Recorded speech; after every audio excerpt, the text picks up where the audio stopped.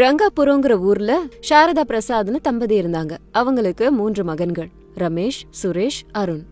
பெரியவன் ரமேஷுக்கு அனாமிகாங்கிற ஒரு மனைவி இருக்கா.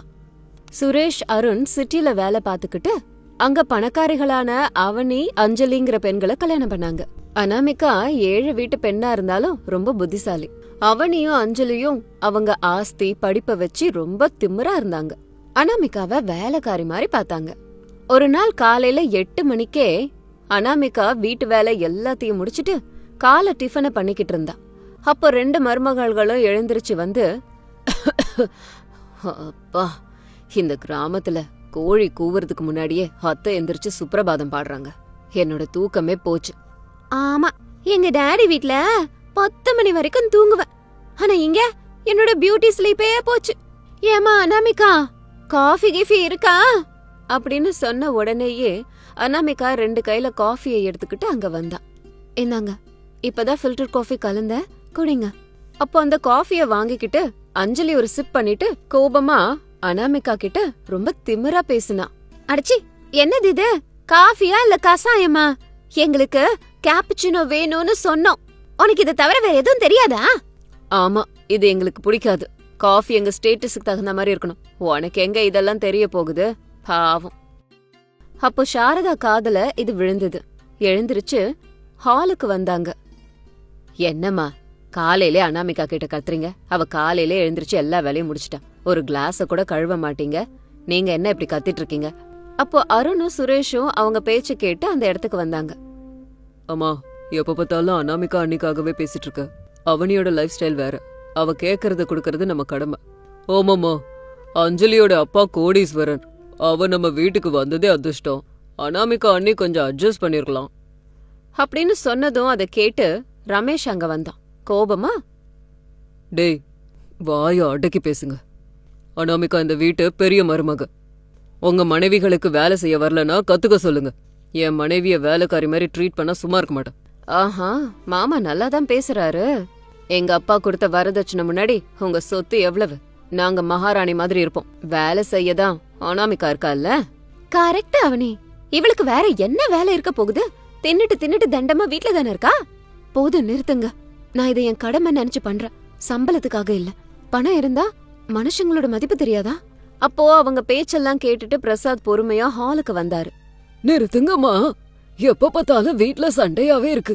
என் தலையே வெடிச்சிரும் போல இருக்கு. என்னங்க ஆச்சு? கையில என்ன பேப்பர் வச்சிருக்கீங்க? வேற என்ன ஆகணும்? எல்லாம் முடிஞ்சிருச்சு சாரதா. நம்ம குடும்பமே நடு ரோட்டுக்கு வரப்போகுது. அப்பா, என்னாச்சு சொல்லுங்கப்பா. நீங்க சொன்னீங்களேன்னு அந்த கோல்டு சிட்டுல பணத்தை போட்டோம். இப்ப அவனுங்க நமக்கு டாட்டா காட்டிட்டானுங்க. இது மட்டும் இல்ல, நீங்க வாங்கின 50 லட்சமும் போச்சு. 50 லட்சத்தை ஒரு வாரத்துல கட்டலன்னா வீட்டை ஜப்தி பண்ணுவாங்க. லாயர் நோட்டீஸ் அனுப்பியிருக்கான். ஐயோ, 50 லட்சமா? அதை எங்க இருந்து போய் போராடுறதுங்க? நம்ம கிட்ட இருக்கிறத வித்தா 20 லட்சம் கூட தேராதே. என்ன மாமா சொல்றீங்க? அவ்ளோ பணமா? நீங்கெல்லாம் கொஞ்சம் பாத்துருக்கலாம்ல. இதெல்லாம் உங்களால தாண்டா ஆச்சு. அப்பாவையும் இதுல தள்ளி விட்டீங்க. இப்ப என்ன பண்றது? என் மொத்த பணமும் போச்சேப்பா. கடவுள் தான் காப்பாத்தணும். மாமா கவலைப்படாதீங்க மாமா, 50 லட்சம் தானே. எங்க அப்பாக்கு போன் பண்ணா 5 நிமிஷத்துல கிடைச்சிரும். நான் கேக்குறேன்.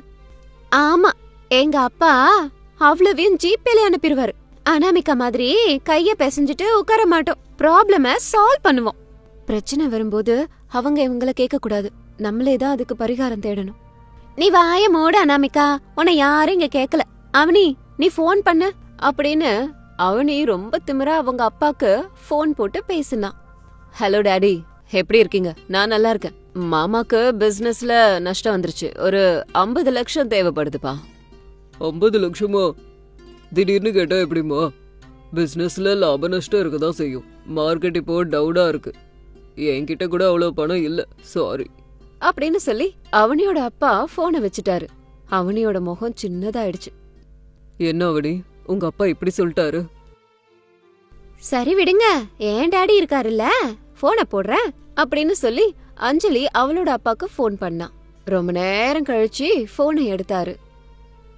டாடி, எனக்கு ஒரு பெரிய பிரச்சனை ஆயிடுச்சு. ஒரு 50 லட்சம் ரூபாய் வேணும். ப்ளீஸ் டாடி, ஹெல்ப் பண்ணுங்க. அஞ்சலி, நான் இப்போ சிங்கப்பூர்ல இருக்கேன். பெரிய டீல் ஒன்னு போயிடுச்சேன்னு நானே டென்ஷன்ல இருக்கேன். இப்போ பணம் கேட்டு என் பிபியை ஜாஸ்தி பண்ணாத. உன் புகுந்த வீட்டு பிரச்சனை ஒண்ணுது. அப்படின்னு சொல்லிட்டு அஞ்சலியோட அப்பாவும் போனை கட் பண்ணிட்டாரு. அந்த நேரத்துல அஞ்சலியோட முகமும் மாறிப்போச்சு. பிரசாதும் சாரதாவும் அப்படியே நின்னாங்க. பாத்தீங்களா, பணக்காரங்கன்னு பெருசா பீத்திக்கிட்டீங்க. கடைசி நிமிஷத்துல சொந்த பொண்ணுங்களுக்கே அவங்க உதவி பண்ணல. அவங்களுக்கு உண்மையிலேயே ஏதாவது பிரச்சனையா இருக்கும். எங்க கிட்ட இருக்கிற டைமண்ட் நகையை நாங்க விக்கிறோம். கோடி ரூபாய் கிடைக்கும். ஆமா, தங்கம் விக்கிற விலைக்கு என் பாதி நகைய வித்தா போதும். கேட்டதுக்கு மேல பணம் கிடைக்கும். எல்லாரும் சேர்ந்து டவுன்ல இருந்த ஜுவல்லரி ஷாப்புக்கு போனாங்க. அப்போ அந்த கடைக்காரர் ஷாக்கிங்கான ஒரு விஷயம் சொன்னாரு. ஏமா, இந்த நகையெல்லாம் எங்க வாங்குனீங்க? எங்க டாடி துபாயில இருந்து வாங்கிட்டு வந்தாரு. Pure diamond. 50 லட்சம் கிடைக்கும். 50 லட்சமா? ஜோகு நல்லா இருக்கே. இதெல்லாம் அமெரிக்கன் டைமண்ட்ஸ். ரோட்ல எல்லாம் வித்துக்கிட்டு இருக்கான். இதை வித்தீங்கன்னா ஒரு 500 ரூபா கிடைக்கும். அதுவே ஜாஸ்தி. என்ன நீங்க என்னென்னமோ சொல்றீங்க? எங்க அப்பாவாவது ஃபேக் நகை குடுக்கறதாவது? நான் டெஸ்ட் பண்ணிலமா சொல்றேன். என்ன எப்படி பேசுறீங்க? அவனிக்கும் அஞ்சலிக்கும் ஷாக் அடிச்ச மாதிரி ஆயிடுச்சு. அவமானத்துல தலை குனிஞ்சு நின்னாங்க. பிரசாத் உடைஞ்சு போயிட்டாரு. எல்லாம் முடிஞ்சிருச்சு. நம்ம மானம் போக போகுது. வீட்டை எடுத்துக்க போறாங்க. நம்ம ரோட்டுக்கு வர போறோம். கடவுளே, யார் எங்களை காப்பாத்துவா? மாமா, தைரியமா இருங்க. அழுது இப்படி உட்கார்ந்து புலம்பனா வந்துருமா? என்கிட்ட ஒரு யோசனை இருக்கு. உன்கிட்ட யோசனை இருக்கா? எங்க அப்பாங்களே ஹெல்ப் பண்ணல. உன்கிட்ட என்ன இருக்கு? பணம் மட்டும் சொத்து இல்ல, புத்திசாலித்தனமும் ஒரு சொத்து தான். எங்க ஊரு ஜமீன்தார் ராகவ பத்தி உங்களுக்கு தெரியும் இல்லையா? தெரியுமா? ஆனா அவர்கிட்ட நமக்கு என்ன வேலை? அவங்க பொண்ணுக்கு மஞ்சள் நீராட்டு விழா நடத்த போறாங்களாம். கிராமத்து மனம் இருக்கிற மாதிரி ஒரு செட்டப் வீடு வேணும்னு தேடிக்கிட்டு இருக்காங்க. நம்ம வீடு அப்படிதானே இருக்கு. அதனால என்ன? வீடு வாடகைக்கு கொடுத்தா 10,000 ரூபாய் கிடைக்கும். அது இல்ல, அவங்க இந்த ஃபங்க்ஷனுக்கு 2 கோடி பட்ஜெட் போட்டிருக்காங்க. நம்ம அவங்க கிட்ட பேசி வீட்டையும் தரோம், ஃபங்க்ஷனையும் நடத்தி தரோம்னு சொன்னோம்னா கண்டிப்பா 10 லட்சமாவது அட்வான்ஸ் கொடுப்பாங்க. நம்ம நிலத்தை கூட லீஸுக்கு கொடுக்கறோம்னு சொல்லலாம். ஐடியா நல்லா இருக்குப்பா. முயற்சி பண்ணி பார்க்கலாமே. சரி அனாமிகா, நீ சொன்ன மாதிரியே செய்வோம். பிரசாதும் அனாமிகாவும் போய் ஜமீன்தார பார்த்து பேசினாங்க. அனாமிகா பேசுனது பிடிச்சு போய் அவரு ஒத்துக்கிட்டாரு. பிரசாத், உங்க வீடு நல்லா இருக்கு. ஃபங்க்ஷன் முழுக்க முழுக்க தமிழ் கலாச்சாரத்துல தான் நடக்கணும். சமையல் விறகு அடுப்புல தான் நடக்கணும். பிளாஸ்டிக் பூ, இங்கிலீஷ் சாப்பாடு இருந்தா நான் ஒத்துக்கவே மாட்டேன். ஃபங்க்ஷன் நாளைக்கு தான். ஐயோ, நாளைக்கா? இதெல்லாம் எப்படி சாத்தியம்? எல்லாம் பாத்துக்கலாம் மாமா, நீங்க வார்த்தை கொடுங்க. அப்போ ஜமீன்தார் கொஞ்சம் பணத்தை அட்வான்ஸா கொடுத்தாரு. அத வட்டி வியாபாரி கிட்ட கொடுத்து டைம் வாங்கிக்கிட்டாங்க. வீட்ல எல்லா ஏற்பாடுகளும் ஆரம்பிச்சுது. இங்க பாருங்க மாமா, இந்த அனாமிகாவுக்கு என்ன தெரியும்? டெக்கரேஷன் வேலையெல்லாம் நான் பாத்துக்கிறேன். சிட்டில இருந்து பெஸ்ட் ஈவென்ட் மேனேஜரை இறக்குறேன். ஃபுட் விஷயத்த நான் பாத்துக்கிறேன்.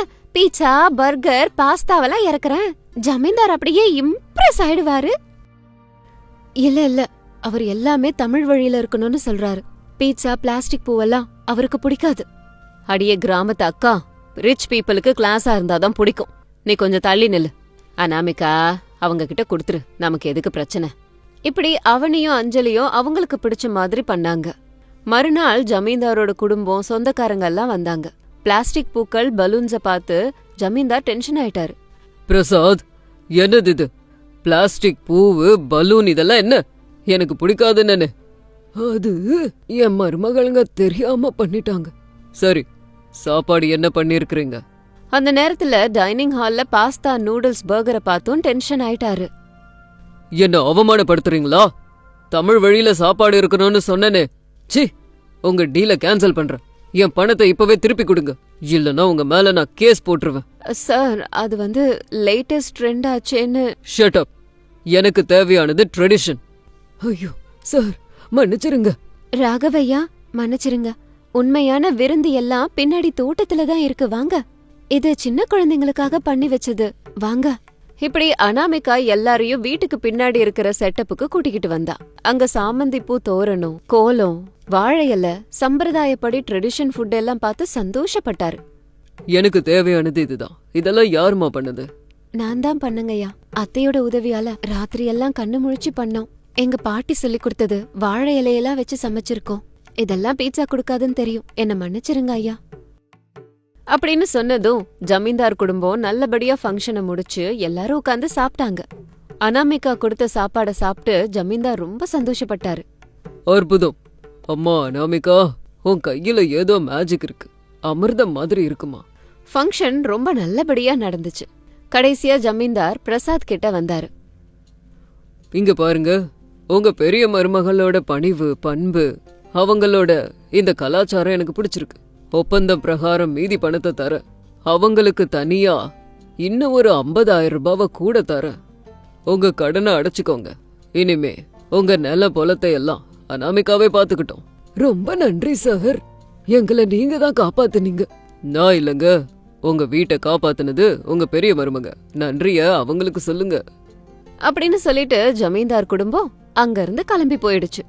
பிரசாத், ரமேஷ், சாரதா சந்தோஷத்தோட அனாமிகாவை பார்த்தாங்க. மத்தவங்க தலகுனிஞ்சு நின்னாங்க. பாத்தீங்களா, நீங்க அவமானப்படுத்தின அனாமிகா தான் இன்னைக்கு நம்ம மானத்தையே காப்பாத்திருக்கா. உங்க சிட்டி ஆசை நம்மள காப்பாத்தல. அக்கா, எங்களை மன்னிச்சிரு. ஆபத்து வரும்போது எங்க வீட்டு ஆளுங்களே எங்களை காப்பாத்தல. நீ எங்களோட கண்ணு திறந்துட்டக்கா. தயவு செஞ்சு எங்களை மன்னிச்சிரு. ஆமாக்கா, பணத்தை வச்சு அன்பை விலைக்கு வாங்க முடியாதுன்னு புரிஞ்சுக்கிட்டேன். உன்னை இனிமே அவமானப்படுத்த மாட்டோம். இந்த வீட்டு நிர்வாகத்தையே நீதான் பாக்கணும். ஐயோ, நீங்க என்னோட தங்கச்சிங்க. தப்ப உணர்ந்துட்டீங்கல்ல, எனக்கு அது ஒன்னே போதும். நம்ம எல்லாரும் சந்தோஷமா ஒன்னா இருப்போம். உண்மைதாமா, ஒரு மனுஷனுக்கு தேவையானது நல்ல எண்ணம். அது இருந்தாலே எதை வேணா ஜெயிச்சிடலாம். சாரி அண்ணி, நாங்களும் இனிமே கஷ்டப்பட்டு வேலை செய்யறோம். ஆமா அண்ணி, எங்களை மன்னிச்சிருங்க. அனாமிகா, நீ என்னோட மனைவின்னு சொல்றதுக்கே எனக்கு ரொம்ப பெருமையா இருக்கு. போதும் போதும். அம்மா அனாமிகா, வாமா கிச்சனுக்கு போலாம். எண்ணெய் கத்திரிக்காய் குழம்பு இவங்க எல்லாருக்கும் செஞ்சு கொடுப்போம். அத்தை, இன்னைக்கு நானும் அஞ்சலியும் சமைக்க போறோம். நீங்க உட்கார்ந்து நிம்மதியா சாப்பிடுங்க. ஆமா அத்தை, இன்னையில இருந்து அக்காக்கு வீட்டு வேலையில நாங்க உதவி பண்ணுவோம். இப்படி வீட்டு கஷ்டத்தை புரிஞ்சுக்கிட்டாங்க.